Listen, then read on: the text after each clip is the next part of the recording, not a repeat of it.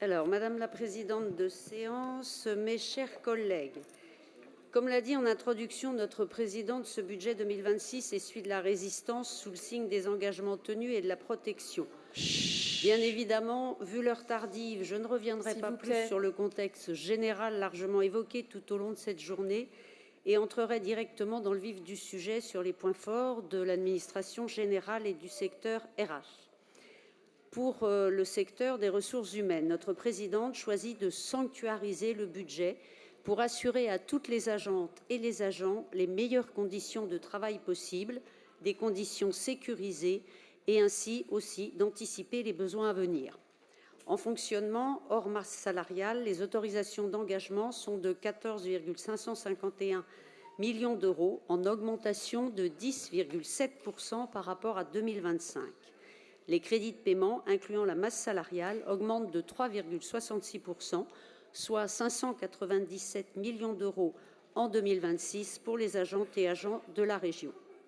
En investissement, les autorisations d'engagement restent stables en 2026 à hauteur d'1,521 million d'euros et les crédits de paiement augmentent de 5,56%, soit 1,518 millions d'euros. S'il vous plaît, c'est pas très Quelques respectueux. précisions.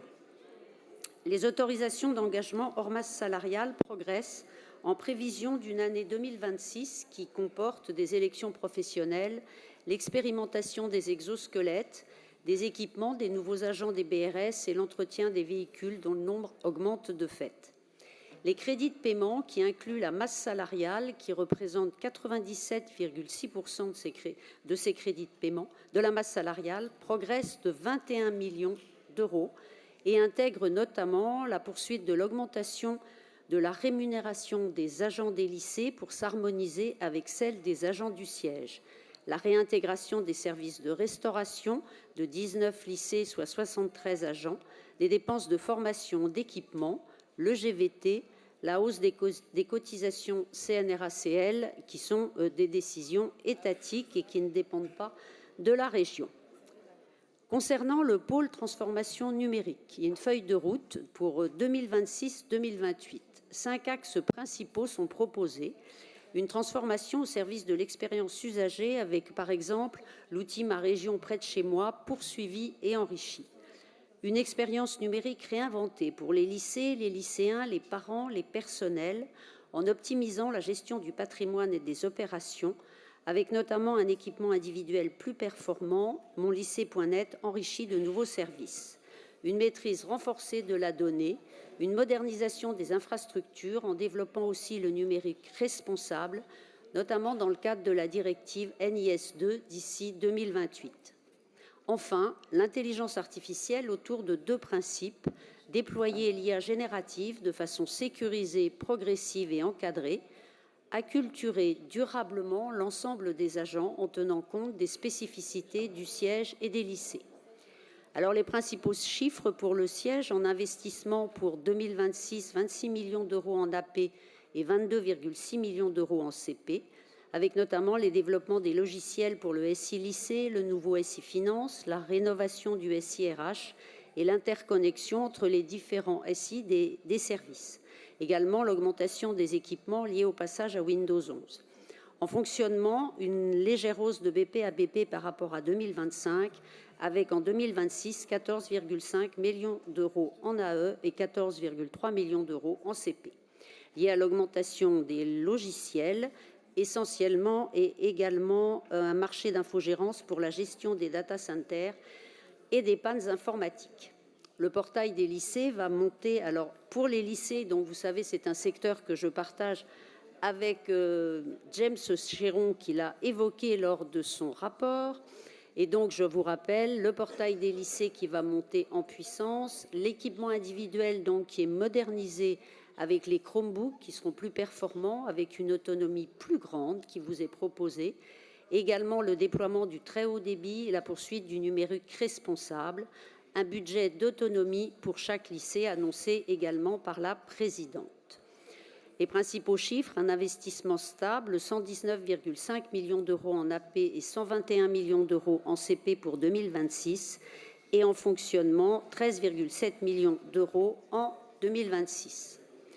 Concernant le pôle des affaires financières, juridiques et patrimoniales, c'est un budget de fonctionnement à 51,201 millions d'euros, qui est en augmentation seulement de 1,31% par rapport à 2025, qui correspond au niveau de l'inflation. Et je vous rappelle qu'environ 94% de ce budget concerne des dépenses incompressibles, comme les loyers, les assurances, les fluides, des dépenses qui s'imposent à la région. Alors globalement, on propose une légère augmentation sur ces différents secteurs. Pour les loyers et charges, 36,5 millions d'euros en fonction de l'indice des loyers des activités tertiaires. Pour les assurances, au global, une augmentation de 1,4 million d'euros, et notamment pour les nouveaux risques liés à la cybersécurité. Les fluides, du fait du contexte international incertain en 2026, à 2,1 millions d'euros.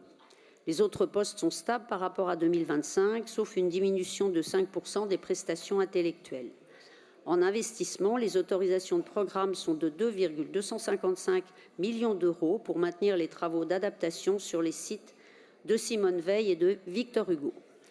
Enfin, pôle information, communication et relations avec le public, on propose pour 2026 de maintenir une information régionale, lisible, efficace, pratique et accessible à tous les franciliens, avec 9 900 000 euros en autorisation d'engagement et 9 250 000 euros en crédit de paiement, en fonctionnement essentiellement pour la communication institutionnelle, avec la mission numérique, les campagnes de communication, les événements divers, les études, les sondages, les contenus, les supports numériques, le magazine de la région. 260 000 euros en autorisation de programme et crédit de paiement pour les panneaux de chantier et les équipements pérennes. Voilà, en dernier mot, je voudrais remercier Jacques-Yves Bobot, mon président de commission, ainsi que les membres de la commission avec lesquels nous avons des échanges très constructifs, et remercier énormément l'ensemble des services pour la qualité de leur travail. Je vous remercie.